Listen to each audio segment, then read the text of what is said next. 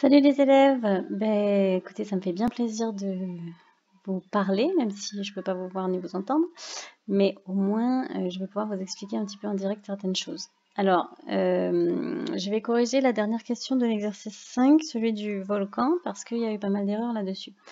Donc, il fallait calculer la vitesse moyenne de déplacement du nuage, et pour ça, il faut utiliser une formule bien connue, que normalement vous avez peut-être vu en sciences physiques, qui dit que la vitesse, on la calcule en divisant la distance parcourue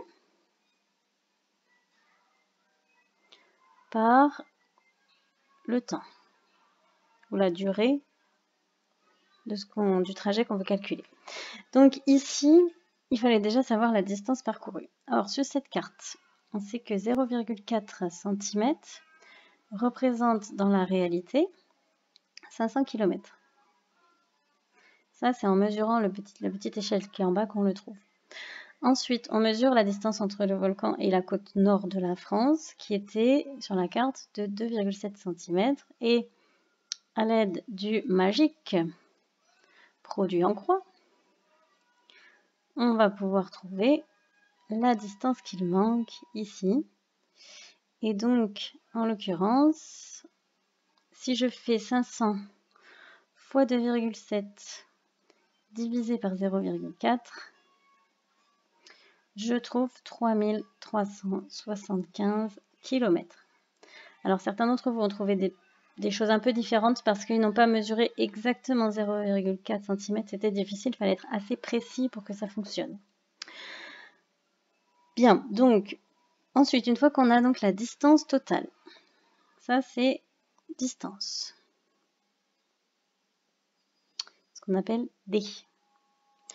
Il nous faut le temps de parcours. Or, c'était écrit dans l'énoncé qu'il fait 3375 km, ce nuage, en 36 heures.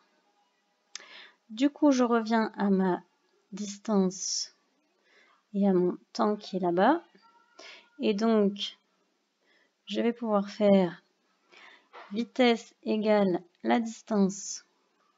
Et je marque les unités pour savoir quelle sera l'unité de la vitesse que je vais trouver à la fin. Divisé par 36 heures. Et comme je divise des kilomètres par des heures, mon résultat sera forcément en kilomètres par heure. Ça tombe bien, c'est ce qui était demandé.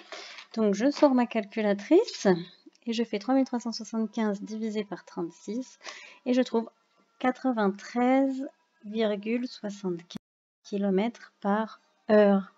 Et voici la vitesse moyenne de déplacement du nuage. Donc à retenir, parce que ça vous en aurez besoin bientôt, mais je vais envoyer une leçon là-dessus dans pas longtemps. La vitesse, je vais l'écrire en rouge, il ne veut pas. La vitesse, c'est la distance divisée par le temps. Voilà, j'espère que cette vidéo aura aidé un petit peu et que vous allez comprendre un petit peu mieux ceux qui ont fait des erreurs dans cette question.